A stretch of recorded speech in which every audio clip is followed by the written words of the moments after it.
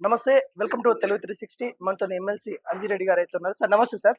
Sir ఏదైతే జనగణన కులగణన వచ్చినప్పటి నుండి గాంధీ భవన్‌లో పాలాభిషేకాలు, వాళ్ళ లీడర్‌కి పాలాభిషేకాలు జరుగుతా ఉన్నాయి. ఎలా చూస్తా ఉన్నారు వీటిని?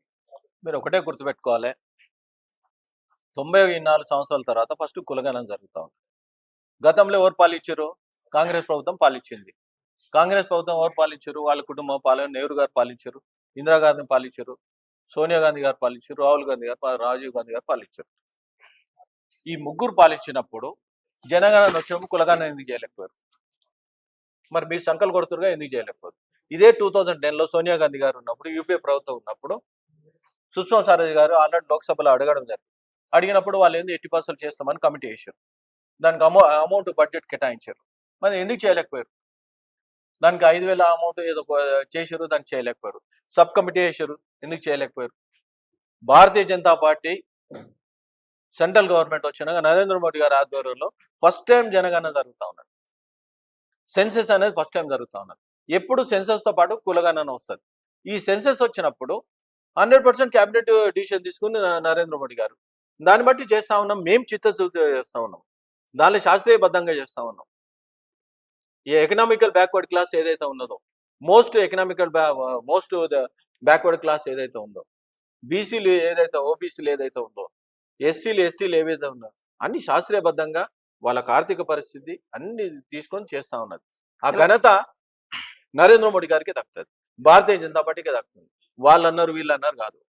మేము చిత్తశుద్ధితో చేస్తున్నాం. కులగణన వచ్చిన తర్వాత తెలంగాణ ఏదైతే ఆదర్శంగా తీసుకొని తెలంగాణలో జరిగిన కులగణన ఆదర్శంగా తీసుకొని నరేంద్ర మోడీ గారు చేయాలి అన్నట్టు కూడా సీఎం రేవంత్ రెడ్డి మీరు ఒకటే ఆలోచించుకోండి. ఇది కులగణన జరగలేదు, కుల సర్వే చేశారు.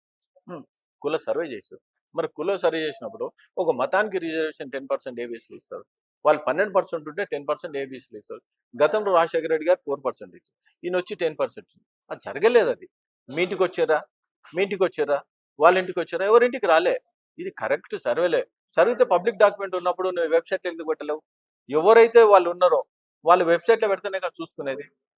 మేము చేసేది శాస్త్రీయబద్ధంగా రాబోయే రోజుల్లో అందరికీ ఆమోదయోగ్యమైన 1.5 years సర్వీస్ తీసుకుంటుంది. ఒక సంవత్సరం పట్టవచ్చు, సంవత్సరం పట్టవచ్చు. అందుకోసానికి ఆ టైం తీసుకొని జనవరి నుంచి స్టార్ట్ చేస్తామని చెప్పడం. సార్ ఫైనల్ గా మొన్న ఒక వార్త వైరల్ అవుతా ఉంది. కల్వకుంట్ల కవిత గారు బీజేపీ కొనసాగంలో పనిచేస్తా ఉన్నారు. బీజేపీకి ఏ క్షణమైనా రావచ్చు, వాళ్ళ తండ్రి గారితో విభేదాలు అవుతా ఉన్నాయని వార్త చిక్కలు కొడుతుంది. దీంట్లో వాస్తవాలు ఇంతవరకు ఉన్నాయంట. అది వాళ్ళకే తెలుసు, మాకేం తెలుసు. మా దాంట్లో మా పార్టీలో మాకు ఇంతవరకు అయితే చర్చ రాలేదు.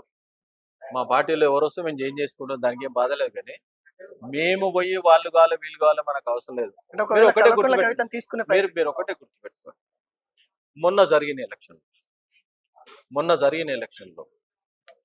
42 కాన్స్టిట్యూన్సీలు 6 పార్లమెంట్లో మేధావులు Congress sitting సీట్ను కొలగొట్టిన party Bharatiya Janata party. ఒక game చేంజర్గా Bharatiya Janata party game చేంజర్గా ఎప్పుడైపోయిందో ప్రతి ఒక్కరు యువకులైనా మేధావులైనా భారతీయ జనతా పార్టీకి ఓటేయాలని నరేంద్ర మోడీ గారి ఆధ్వర్యంలో నరేంద్ర మోడీ గారు గట్టిగా పనిచేస్తూ ఉన్నారు. 18 గంటలు పనిచేస్తూ ఉన్నారు.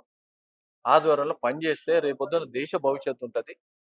దేశము ఎప్పుడైతే భవిష్యత్తు ఉంటుందో బాగుంటుందనే ఉద్దేశంతో ఇప్పుడు దేశం బాగుపడాలి, రాష్ట్రం బాగుపడాలి, ఏం కావాలి? ఇన్ఫ్రాస్ట్రక్చర్ డెవలప్మెంట్ కావాలి. ఇన్ఫ్రాస్ట్రక్చర్ డెవలప్మెంట్ ఎప్పుడైతే అయిందో వేరే దేశాలకి పెట్టుబడి రానికి, వేరే రాష్ట్రాలకి పెట్టుబడి, దాని మీద దృష్టి సాధించాలి. వీళ్ళు చేయని అవుతారు, వాళ్ళు చేస్తారు. We are game changer. మేము ఎప్పుడైతే గెలిచినామో మేము గేమ్ చేంజర్ అయినా. కనీసం ఎమ్మెల్సీ నిలబెట్టే దాఖలా లేకుండా కాంగ్రెస్ పార్టీ ఉంది. ఎప్పుడైతే నిలబెట్టారో ఇదే ముఖ్యమంత్రి గారు వచ్చి క్యాన్వాసింగ్ చేయడం జరిగింది. మేము గెలిచినాం.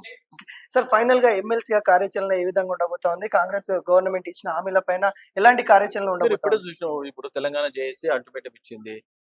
మేము ఒకటే అన్నాం, ఎవరైతే తెలంగాణ జేఏసీలో ఏదైతే ఉందో 13,50,000 మంది సుమారు వాళ్ళకి 10,000 కోట్లు పెండింగ్ ఉన్నాయి. ఈ పెండింగ్ బిల్లును మీరు రిలీజ్ చేయమని చెప్తా ఉన్నాం.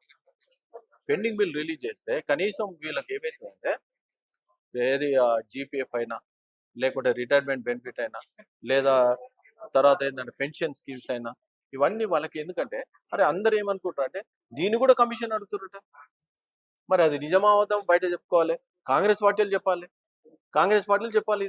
ఈ జవాబు చెప్పాలని భారతీయ జనతా పార్టీ డిమాండ్ చేస్తా ఉన్నాం. కాంట్రాక్టర్ దగ్గర కమిషన్ తీసుకుంటారు, ఎస్. మరి కనీసం ఎంప్లాయీస్ దగ్గర కమిషన్ తీసుకుంటే నిజమా అవుతామా? మీరు బయట చెప్పాలని మేము డిమాండ్ చేస్తా ఉన్నాం. Thank you. ఆ?